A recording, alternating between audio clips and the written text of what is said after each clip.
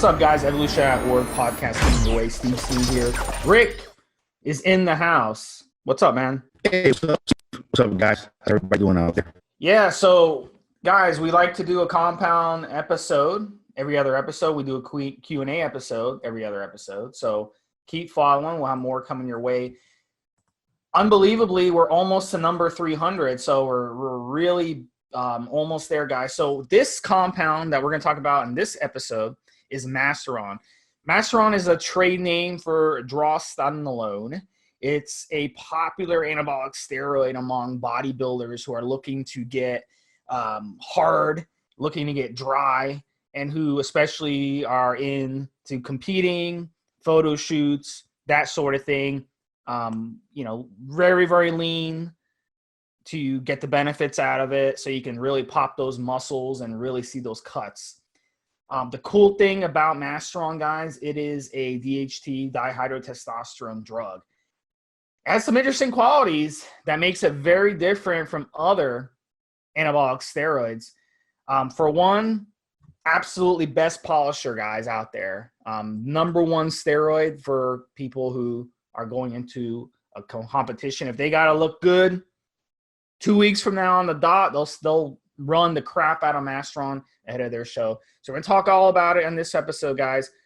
First, let's go over to history. We're going to bring in our history guru, Rick, and he's going to go over the history of Masteron. So pretty short history on Masteron. Basically, Masteron was the only steroid that was really used for inoperable breast cancer in women. You know, Masteron showed very early on from its introduction, showed to have anti-estrogen properties. It was used for that purpose.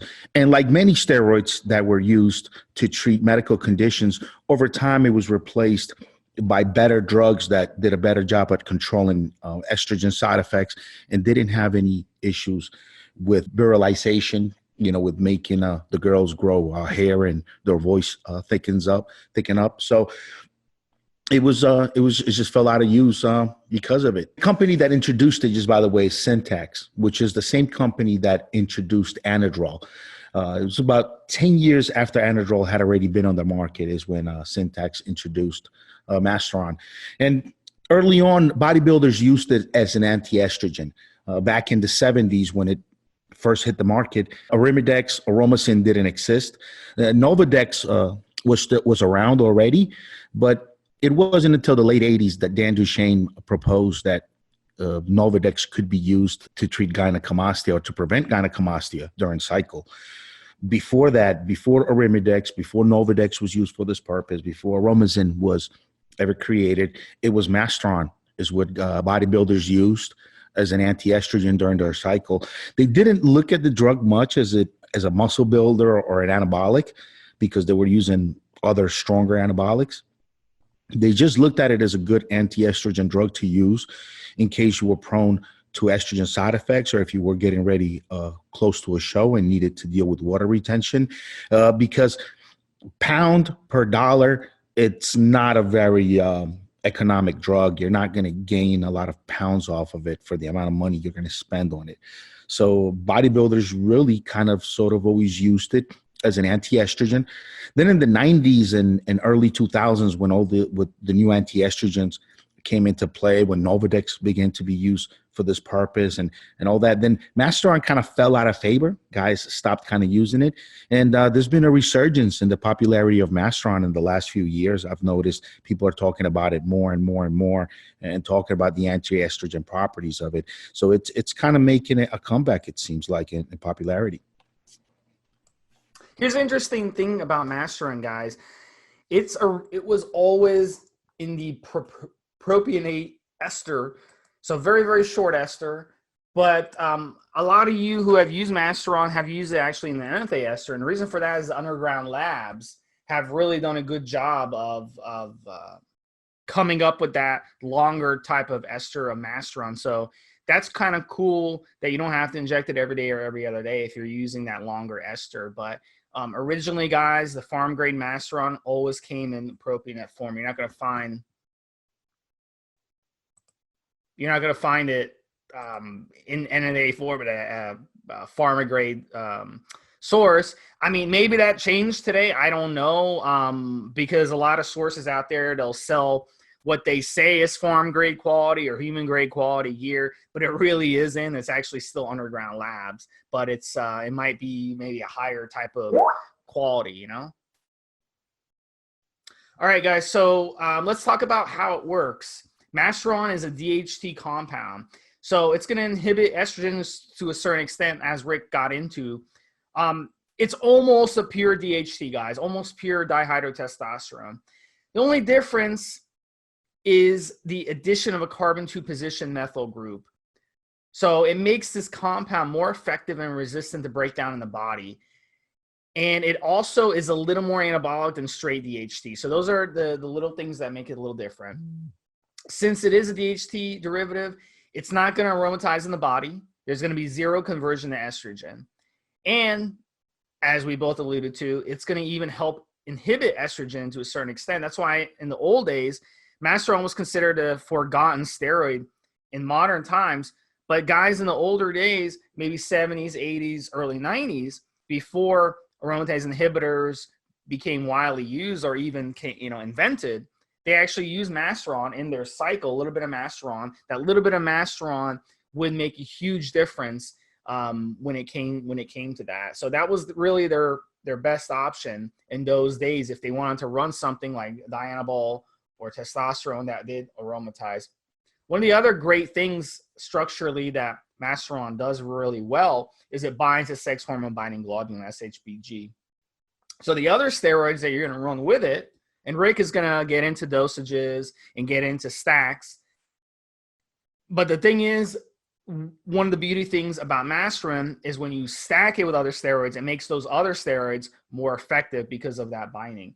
So it's going to actually raise your androgens, your body, your free testosterone ratio, and make the entire cycle run so much better. So Rick's going to kind of get into some of the dosages that he's trained guys with and get into how long to run it and talk about, Rick, what you've experienced with it and what dosages you've run it. So Masteron, you can actually run it pretty aggressively if you're using a lot of testosterone. Because it also is a steroid, besides the fact that it helps with estrogen side effects. It is a steroid. It will add something to your mix there. So you can run as much as 100 mg every other day, run 150, 200 every third day.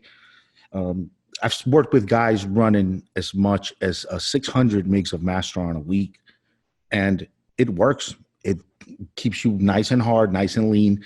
Even if you're taking Masteron and Dianabol, the Masteron will definitely help you not get too much bloat from that Dianabol. It is, on its own, is not going to be a great muscle builder. You're not going to find a lot of guys wanting to run Masteron-only cycles. But combined with other steroids, it does add to the anabolic effect, and it does lower estrogen side effects. It's coming back into style now. Some guys are now using Masteron instead of just stacking on pounding the anti-estrogens, the aromacin and the arimistane and all this stuff. They're actually using more Masteron now, and it's coming back. I've seen it in a lot of lists, and I see a lot more guys talking about it. I've ran it a couple of times. I did when I first started using steroids. Masteron had fallen out of favor already because Arimidex was just out. And guys were already using Clomid and Novadex. So it was beginning to lose some of its spark. And then around 2008, 9, 10, it started to come back big time. And I used some British Dragon Masteron around that era. And I liked it. It definitely lowered estrogen. I used it along with some pro-hormone cycles that were still legal at the time. And it definitely, in my opinion, did the job for estrogen control. And again, you can keep it as little as 200 to 300 milligrams a week, or run it as aggressively as 500 to 600 mg per week. It shouldn't affect your liver too much. All steroids hurt your liver to a degree. The orals hurt it way worse than the injectables. But Masteron on its own is really not that bad for your liver. And you can get up as high as 600 before your joints begin to hurt a little bit. Not as bad as Winstrol. Winstrol make your joints hurt pretty early on, even at lower dosages. But Masteron, you can get up to about 600 mgs a week before your joints really begin to hurt. I've run Masteron between 400 and 600 milligrams along with a stack. And to be honest with you, for me, it was a waste. Just because my goals aren't competing, my goals aren't to take photo shoots, my goals aren't to jack off to myself in the mirror while I'm working out. But if those are your goals and you're really, really lean, Masteron is a great, great option. And in fact, if you're competing, I would say Masteron is one of the most important steroids that you're gonna use and that your coach is gonna want to put you on. So in those situations, it's really, really good. But I mean, otherwise, I just don't see it being a great steroid if you're just a gym rat, if you're into powerlifting, if you're just an athlete and you want to do stuff. One of the interesting things though too, I want to bring in Rick on this. A lot of boxers, a lot of MMA fighters have been busted for using Masteron, specifically Anderson Silva and Mike Richmond. I don't know if Rick, you know about those guys or their stories. And my theory behind this, and I want to get your opinion on this, Rick, but my theory, the reason they're using Masteron is because they're trying to get into a weight class. So the Masteron helps them, give them, helps them get some PED in their system without increasing their weight class. And in some cases, they can actually drop their weight class when you're using Masteron. So I'm curious to hear, do you remember those stories? I don't follow those MMA or boxing very often. And what's your opinion on why they're doing it? Yeah, you hit the nail on the head. It's actually a very, very good option for a weight class athlete, and especially MMA. It won't hurt your joints early on the way Winstrol will. It won't put on any mass the way a Primobolan or even taking Trenbolone might. So it's not going to put mass on. It will lower estrogen, which means you're going to get rid of some water weight, which is always a good thing when you're trying to make weight. And it's not going to put on mass. And it's still anabolic, so your muscles are going to feel stronger. You are going to feel something from it. So you guys understand, when you are a top-level athlete, where you're up to that degree, in training, in competition, you're pushing your body to the limit, to the brink. You're pushing your heart rate, your muscles to about as far as they can go. A fighter, in training, trying to hold on to a submission when the guy is not fully locked in and he's holding on, is at these moments, where you push your body to the limit, where you really notice what just a little bit, like a little 100 mgs, 200 mgs of a steroid can do for you a week. Because this guy is going in the gym training, pushing his body, his lactic acid production, just his threshold. He's pushing it to the limit every day. Now he adds, a couple 100 mgs of Masteron a week. All of a sudden, when he comes in, he knows, he can tell he's got some more left. He's got just a little bit more in the tank. And sometimes that makes all the difference. If you can just try to hold on to that submission attempt just a few more seconds longer than the guy can resist it, and you're locked in and you won. And you're next in line for title, you get up to that level. So Masteron, while the regular gym rat, the regular guy just going to the gym to look good, might waste some of his money on it, especially since once you get off of it, the estrogen kind of normalizes again and you hold on to your regular water weight again, might be a waste.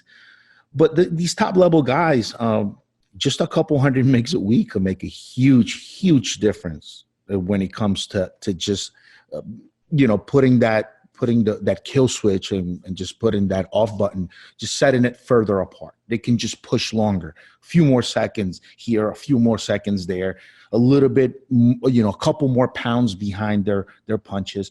That makes a huge difference. So yeah, Masteron is actually a pretty darn good steroid for any fighter. Also, you're not going to have problems with pumps, shin splints, back pumps on it. Not early on, not at a couple 100 mgs a week, not at 300 mgs a week usually.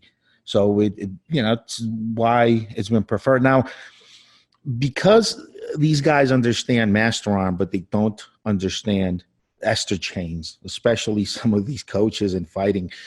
they're probably doing their calculations thinking about the old Masteron, the propionate ester, which was out of your system a lot faster.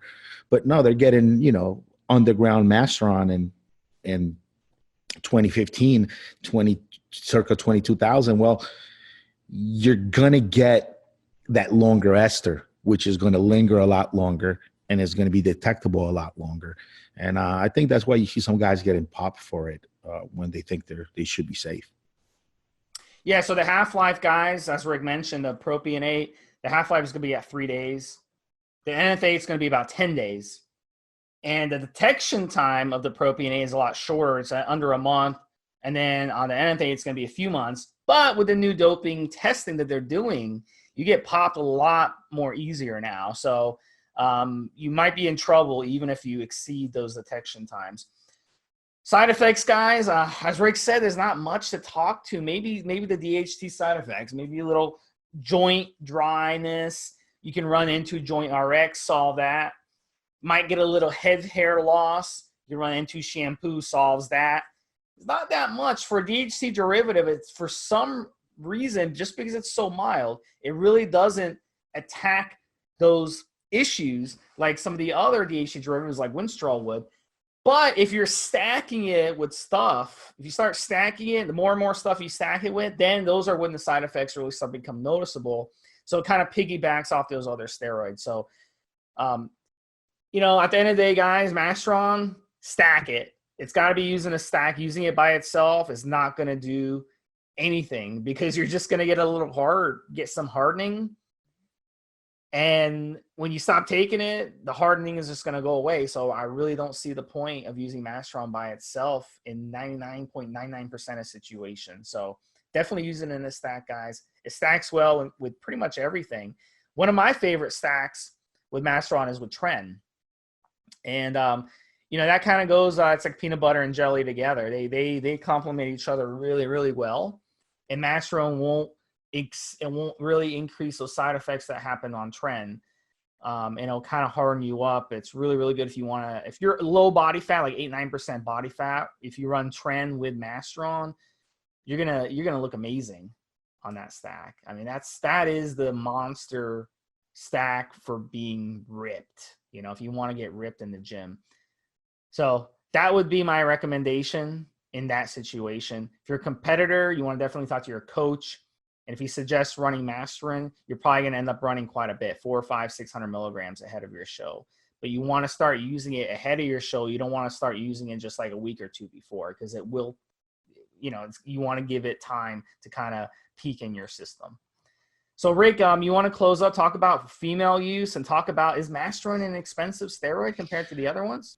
I was just about to say, main side effect you're going to get from Masteron is your wallet's going to be pretty empty, and you're not going to gain much pounds from it. You're going to look great while you're on it, but once you come off of it long enough, you'll go back to looking like you look not on Masteron. It is a great steroid for competition. It gets the water out of the right places. It kind of gets in there and gets those little bit of fats in between the muscle fibers. I mean, it makes you look ripped and hard while you're on it. Once you come off of it, you're not going to keep any of that progress. The way you might hold on to some pounds, say after a cycle of, testosterone and DECA or whatever, you might hold on to some pounds afterwards. Masteron, you're not really building Masteron pounds when you're on it. And the effects are really just aesthetics, how you look, which go away after you come off. So that's about it. As far as how it treats your body, it's pretty decent on your body. It's not bad at all. When it comes to female use, Masteron clinically, medically, was prescribed to females that had basically inoperable breast cancer. So the drug was prescribed to women. Of course, other drugs like tamoxifen, Femara, they have they work better for that. They work better for that use and don't have the side effects that Masteron has. But even then, compared to other steroids, compared to, say, shooting primobolan or even doing Winstrol, high amounts of Winstrol, Masteron is pretty mild for women. ladies, if you're going to try messing with Masteron, if you can get the propionate ester, I advise that, because if it starts to do something you don't like it to do, you can stop shooting it and it's out of your system pretty quickly. If you get the natate ester and starts doing something you don't like it to do, you're in for a ride for a couple of weeks on it from the time you finish your last shot. So propionate ester, and just really low. You got to gauge your tolerance to it. Maybe a little bit of voice thickening and a little bit of hair loss, maybe what women might experience on Masteron. I haven't heard much about it making it grow hair on women, but the voice thickening, yes, and the hair issue once you go above a certain dose, which tends to vary from girl to girl how much you can actually tolerate. But again, I think all women need is Anavar, maybe a little bit of Winstrol. I'll keep saying that over and over again. Masteron could be okay, but I don't know. I just like Anavar better for the girls than Winstrol. And look, it is an oral Anavar, and after about 4 to 6 weeks, you'd ideally want to come off of it. If you're using the really low female doses, you could definitely stay on it a lot longer than the men that are using 50, 60 mgs of Anavar. But I like it still better than Masteron for women.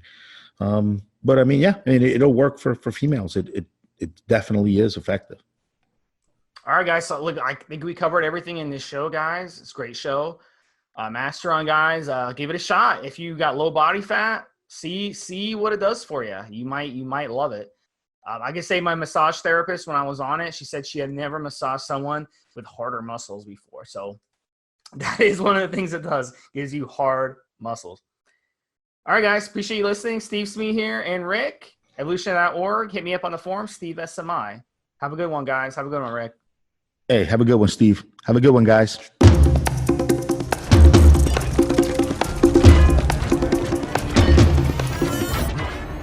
Guys, this is the required legal disclaimer. We are only sharing our experience from years of steroid use. We are not doctors, and none of what we say should be regarded as medical advice. Always check with your doctor before taking any drugs or starting any training program.